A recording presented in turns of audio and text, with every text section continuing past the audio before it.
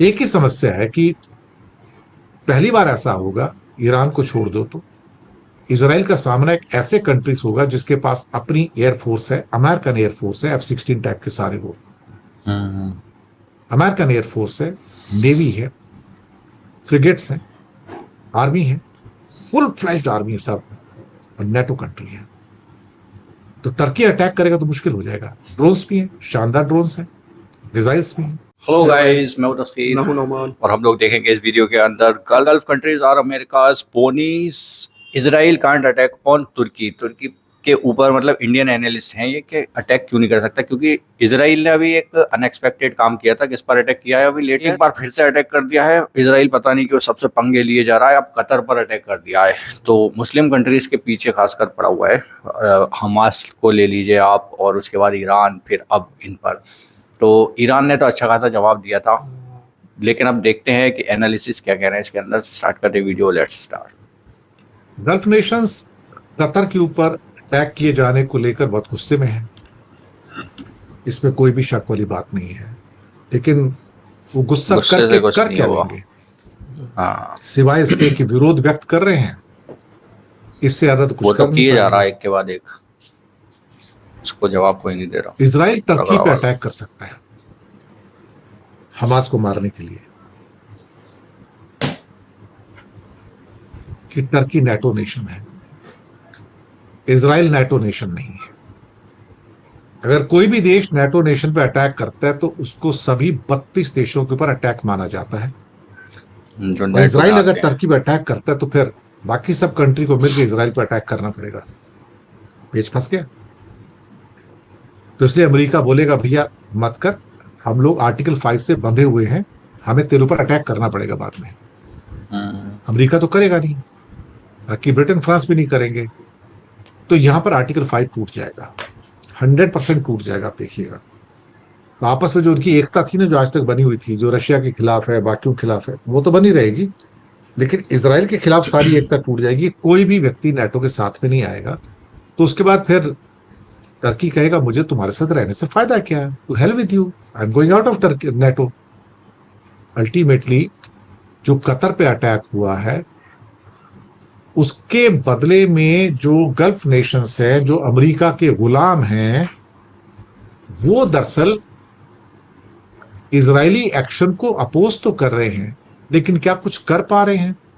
सिर्फ इतना कि अगर आप देखोगे तो उनके जो वर्डिंग्स है उसमें सिमिलैरिटी है। कहने को तो डोनाल्ड ट्रंप भी अनहैप्पी हैं इस एक्शन से, लेकिन क्या वो इजराइल के खिलाफ कुछ एक्ट करेंगे? कुछ नहीं। कतर ने क्या कहा, ये वॉयलेशन है और हम सीरियसली जवाब देंगे। क्या जवाब दोगे? Antonio Guterres, UNO secretary general, उन्होंने इसको वॉयलेशन कहा। चलिए ठीक है साहब, उन्होंने कह दिया। उसके बाद ईरान ने भी इसको ग्रॉस वॉयलेशन कहा, जॉर्डन ने इसको अनएक्सेप्टेबल कहा, सऊदी ने कहा कि ये ग्रॉस वायलेशन है, इजराइल को गंभीर परिणाम भुगतने होंगे, सीरियस कॉन्सिक्वेंसेस होंगे। क्या होंगे भैया? कुछ कर सकते हो क्या? नहीं कर सकते हो तो चुप बैठो। यूएई के शेख अब्दुल्ला बिन जायद फॉरेन मिनिस्टर, ये कायराना हरकत है, गैर जिम्मेदाराना है। चलो बढ़िया जी, क्या एक्शन लोगे इजराइल के खिलाफ? नहीं, बयान देंगे। इजिप्ट कहता है कि ये खतरनाक मिसाल कायम की गई है। जॉर्डन का कहना है कि इट्स सीरियस प्रोवोकेशन। ओमान कहता है कि it's a serious crime. Iraq कहता है कि ये कायराना हरकत है। लेबनान कहता है कि ये सभी वॉयलेशंस का सारा वॉयलेशन है। अल्जीरिया कहता है कि ये ब्रूटल एग्रेशन है। मुझे तो एक बात ही नहीं समझ आई यहाँ पर कि भाई साहब ये ब्रूटल एग्रेशन है, ये वॉयलेशन है, ये क्रॉस वॉयलेशन है, इट इज नॉट एक्सेप्टेबल। आप करोगे क्या पर? आप, मैं तो पहले भी अपने कल के प्रोग्राम में कहा था कि Gulf nations are just American, क्या कहते हैं, पोनीस। कुछ नहीं कर सकते, इनमें कोई हिम्मत नहीं है। और इजराइल जिसको चाहे ठोक देगा अमेरिका और ठोक रहा है। मैं आपको बताऊं, अब सवाल ही पैदा होता है कि और किसको ठोकेगा। अब वही सवाल आता है, टर्की अगला नंबर है और इंडिकेशंस आ गए कि टर्की को ठोकेगा, लेकिन टर्की का मसला कुछ और है। गल्फ के पास तो क्या है, उसे बोल सकते हैं, उनके बस की कुछ करना तो है नहीं ना। आर्मी वार्मी उनकी सब नाम की है, तो वो इसराइल से सामना तो कर नहीं सकते। तो बार्किंग डॉग सेल्डम बाइट, भौंकते कुत्ते काटते तो है नहीं, वो तो आपको पता है ना। और ये सारे के सारे अमेरिकन डॉग्स हैं एक्चुअली देखा जाए तो, जितने भी गल्फ नेशंस हैं, इनको क्या कहा जाएगा, इसके अलावा और कुछ नहीं कहा जा सकता। They can bark but they can't bite ना। दूसरी बात, अब बात हो रही है कि वो हमास को बोलते हैं इसराइल जहां मिलेगा हम मारेंगे। अब टर्की में मारेंगे, बिल्कुल मारेंगे, लेकिन मुसीबत है कि टर्की पे अटैक किया तो नेटो कंट्री है, तो एक नेटो कंट्री पे अटैक, सभी नेटो कंट्री पे अटैक, यहां पे नेटो टूट जाएगा। एक ही समस्या है कि पहली बार ऐसा होगा, ईरान को छोड़ दो तो इसराइल का सामना एक ऐसे कंट्रीज होगा जिसके पास अपनी एयरफोर्स है, अमेरिकन एयरफोर्स है, F-16 टाइप के सारे वो अमेरिकन एयरफोर्स है, नेवी है, फ्रिगेट्स हैं, आर्मी है, फुल फ्लैश्ड आर्मी है सब, और नेटो कंट्री है। तो टर्की अटैक करेगा तो मुश्किल हो जाएगा। ड्रोन्स भी हैं, शानदार ड्रोन्स हैं, मिसाइल्स भी हैं, 5th जनरेशन एयरक्राफ्ट भी बना रहे अब तो टर्की जो है सऊदी नहीं है, कतर नहीं है ना। टर्की मिलिटरली बहुत पावरफुल है इसराइल के मुकाबले, एक्स्ट्रा ऑर्डिनरी पावरफुल है। तो इसराइल 100 बार सोचेगा भाई इस पे अटैक करूं नहीं करूं, करूं नहीं करूं, 100 बार सोचेगा। लिख के रख। स्वागत है। कल एक ऐसी घटना हुई है, एक ऐसा बयान आया है जो अरब पॉलिटिक्स में पूरा का पूरा भूचाल ला सकता है। कतर के जो प्रधानमंत्री और विदेश मंत्री हैं वो मीडिया से बात कर रहे थे और मीडिया से बात करते हुए उन्होंने इजराइल को एनिमी स्टेट कहा, दुश्मन देश कहा। ये पहली बार हुआ है कि अरब मुल्कों में कतर जैसा मुल्क जो अमेरिका के इतना करीब है, उसने सीधे सीधे इजराइल को दुश्मन मुल्क कहा है। और इसके साथ साथ जोड़ लीजिए कि MBS ने, जो सऊदी अरबिया के क्राउन प्रिंस हैं, उन्होंने सीधे सीधे कहा है कि इजराइल के खिलाफ इंटरनेशनल एक्शन होना चाहिए। और यहां तक कि UAE, जो आमतौर पर इस तरह की पॉलिटिक्स में बहुत ज्यादा वोकल नहीं होता है, उसके राष्ट्रपति जाते हैं कतर से मिलने के लिए और सीधे सीधे मजम्मत करते हैं कतर पर हुए हमले की और इजराइल की। इस मामले में थोड़ा आश्चर्य मुझे भारत को लेकर है। भारत ने अपने बयान जारी किए, कतर के ऊपर हमले की बात जरूर की, लेकिन इजराइल का नाम लेने से चूक गए हमारे प्रधानमंत्री। अब किस दर्जा इजराइल से रिश्ता निभाएंगे कि कतर जैसे मुल्क पर हुए हमले का मजम्मत करने के लिए इजराइल का नाम भी नहीं ले पाएंगे। मिडिल ईस्ट से हमारी दोस्ती बहुत अच्छी रही है, लेकिन ऐसा लगता है कि ये सरकार इजराइल से अपनी मोहब्बत में मिडिल ईस्ट के देशों को हमसे दूर लगातार करती जा रही है। खैर, बात हो रही थी मिडिल ईस्ट की, बात हो रही थी अरब मुल्कों की, बात तुर्की की करनी भी बहुत जरूरी है। कल लगातार ये बात आ रही थी कि कतर के बाद क्या अगला निशाना तुर्की बन सकता है। उसकी वजह बहुत साफ है कि ईरान के बाद जो सबसे मजबूत मुल्क उस इलाके में है वो टर्की है, और टर्की के अमेरिका से भी बहुत अच्छे रिश्ते हैं। टर्की नाटो का मेंबर भी है, और टर्की से जो इनका विवाद चल रहा है वो सीरिया को लेकर चल रहा है। सीरिया की नई आर्मी को टर्की ट्रेन कर रहा है। टर्की चाहता है सीरिया के ऊपर उसका असर हो, इजराइल चाहता है सीरिया के ऊपर इसका खुद का असर हो। इसलिए कल ये लगातार बात आई कि अगला हमला टर्की पर हो सकता है। अब आप अगर टर्की के अखबारों को देखेंगे तो समझ में आता है कि तुरंत हमले की उम्मीद भले ना हो, लेकिन टर्की तैयारियों में लग गया है। वहां पर एयर पेट्रोल बढ़ा दिया गया है, लगातार खबरें आ रही हैं। एर्दोगान लगातार सख्त होते गए हैं, इजराइल को टेररिस्ट स्टेट कह रहे हैं, ये सारा कुछ हो रहा है। लेकिन यहां पर जानना यह भी चाहिए कि ईरान पर जब हमला हुआ तो पहली चीज क्या हुई थी। पहली चीज ये हुई थी कि वहां के साइंटिस्ट और कुछ सीनियर आर्मी ऑफिसर्स को उनके घर में मिसाइलों से मारा गया था। और ये सब इसलिए हुआ था क्योंकि ईरान में इजराइल के जासूस, मोसाद के जासूस एक्टिव थे। कहा यह जाता है कि टर्की में और ज्यादा जासूस एक्टिव है। तो अगर टर्की पर हमला होता है तो पहला खतरा अंदरूनी हो सकता है।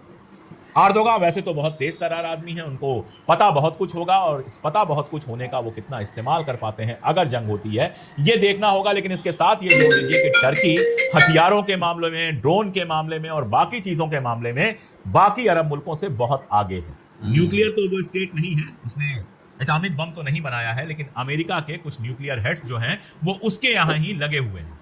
और अगर जंग होती है तो ये इजराइल के लिए बेहद खतरनाक हो सकती है। और जिस तरह से पूरे अरब वर्ल्ड को इन्होंने दुश्मन बनाया है, कुछ भी हो सकता है। हमले से जो दोहा पर हमला हुआ है उसका सबसे बड़ा असर यही हुआ है फिलहाल जो समझ में आता है कि जो अरब मुल्क ये मान के चल रहे थे कि इजराइल हमारे खिलाफ कुछ नहीं करेगा, वो करेगा भाई, किसी को नहीं बख्शेगा। वो अब लग रहा है कि अगर हमने एक होकर इजराइल को एक्शन लेना चाहिए तो एक एक करके सब मारे जाएंगे। ऑलराइट, तो ये गल्फ कंट्रीज वर्सेस इजराइल हो गया है। और अभी फिलहाल में 3-4 दिन पहले ही एक अटैक हुआ। इजराइल जो है मान नहीं रहा है, देखो कितनी कंट्रीज पर उसने अटैक कर दिया और पंगे ले रहा है।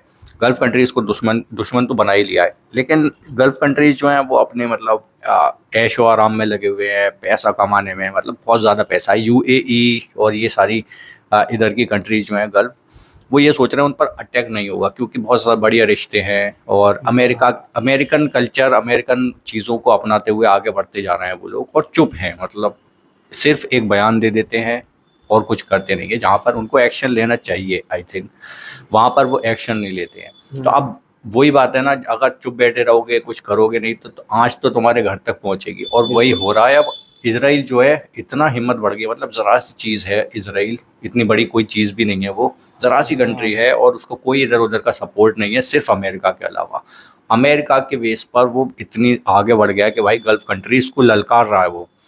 हमास का क्या हाल किया है, और अभी तक गल्फ कंट्री जो कर सकती थी उन्होंने कुछ नहीं किया, सिर्फ दुआएं हो रही हैं पूरी दुनिया से और कुछ हो ही नहीं रहा है। थोड़ी बहुत मदद पहुंचा पा रहा है जो वो पहुंचा रहा है, तो क्या हो गया उसका मतलब, बिल्कुल अत्याचार और उस टाइप की चीजें करी हैं उसने, कितना बुरा हाल किया है वहाँ पे। फिलिस्तीन के बाद डायरेक्ट वो अटैक पे ही लगा पड़ा है। हाँ। और सब मुस्लिम कंट्री ईरान पर किया, ईरान ने तो भाई जवाब दे दिया था। उसको आप कह सकते हो कि भाई शिया है, मुस्लिम है, ये कास्ट और कम्युनिटी की बातें करते रहते हैं लोग सोशल मीडिया पर, लेकिन उसने अटैक किया। उसको देखो, उसने जवाब दिया, जबकि वो उसको मुस्लिम लोग ही यही कहते हैं कि भाई वो शिया है, उससे ऐसे मत करो, बात मत करो, ये वो और बहुत सारी चीज़ें आपको पता होंगी, लेकिन एक्शन लिया था। लेकिन उसने एक्शन लिया। और मुस्लिम कंट्रीज को देख लो, उसने सिर्फ बयान ही दिया है, जैसा ये बोल रहे थे इसके अंदर, सही बोल रहे थे, सिर्फ बयान दिया है, जबकि एक्शन लेना चाहिए था। भाई उसको रोकना है तो एक्शन लो उसके खिलाफ। तुर्की ले सकता है, तुर्की पे भी एक कह सकते हैं कि इतना वो है, तुर्की केपेबल है, न्यूक्लियर नहीं है उसके पास लेकिन कर सकता है। और ईरान वाले वॉर में आपने देखा होगा कि पाकिस्तान ने भी पीछे से कहा था कि भाई ज़रूरत पड़ी तो न्यूक्लियर हम भी इस्तेमाल करेंगे तुम्हारे उसमें भी, आप में। तो ये ऐसे कंट्रीज हैं छोटे मोटे जिनको गिना ही नहीं जाता है, वो लोग एक्शन ले रहे हैं। तो बड़े बड़े कंट्री एक्शन नहीं लिया जाएगा तो ये एक छोटी सी कंट्री है। हाँ, सबको लाइन लगा देगी। मेन चीज अब देखो गल्फ कंट्रीज को भी डर बैठा हुआ है कि भाई ये गलत है, ये है, वो गलत है, तो भाई एक्शन लो। और अगला हमला कहीं भी हो सकता है, उसकी तो हिम्मत बढ़ी रही है। हाँ, और नेटो कंट्री पर किया अटैक, तो जैसे ये बोल रहे थे, तो उसमें 32 देश आते हैं, तो 32 कंट्रीज में से बहुत से लोग नहीं बोलेंगे, अमेरिका की वजह से भी नहीं बोलेंगे उसके खिलाफ। तो ये कठपुतलियां बनकर रह गए हैं, सही बात है। सीन एक के बाद एक कंट्री पर अटैक होता जा रहा है। इसके बारे में आप लोगों का क्या कहना है, जरूर बताइए। Bye bye, take care.